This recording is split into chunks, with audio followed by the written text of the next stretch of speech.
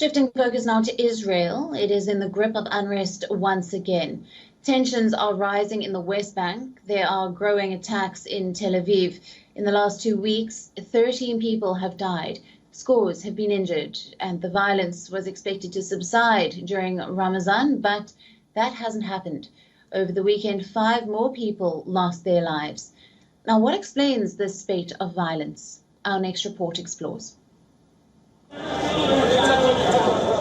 3 months into 2022, and Israel is on the edge once again. We're seeing a rerun of 2021. Tensions are rising in the West Bank. There are recurring attacks in Tel Aviv, and Jerusalem is in the grip of unrest. 13 people have died, scores have been injured. The situation is precarious.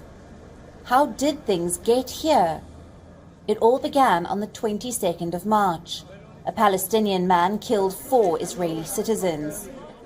Then, on the 27th of March, 2 Israeli border police officials were killed. And on the 29th of March, 5 Israeli citizens were murdered near Tel Aviv. In all 3 cases, the attackers were killed by Israeli forces. The onset of Ramadan was expected to tone down tensions, but the opposite has happened.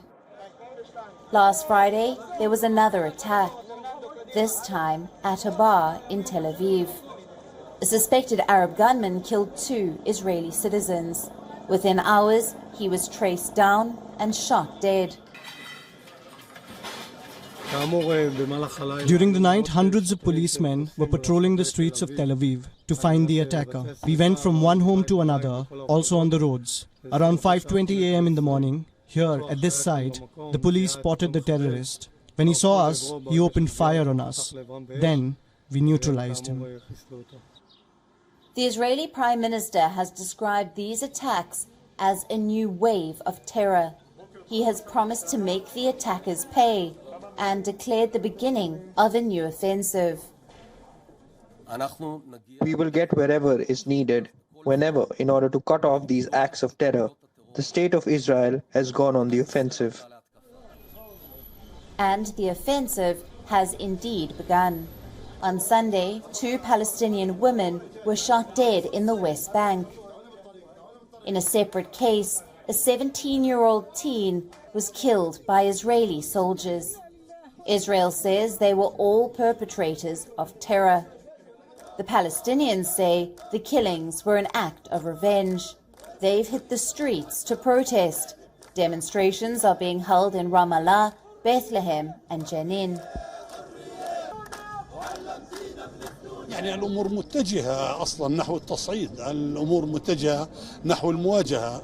ما شهدناه خلال الأسبوعين الماضيين له عنوان واحد، هو المواجهة والدماء والضحايا وجرائم الاحتلال. هذه الجرائم. As tensions escalate, so is the propaganda.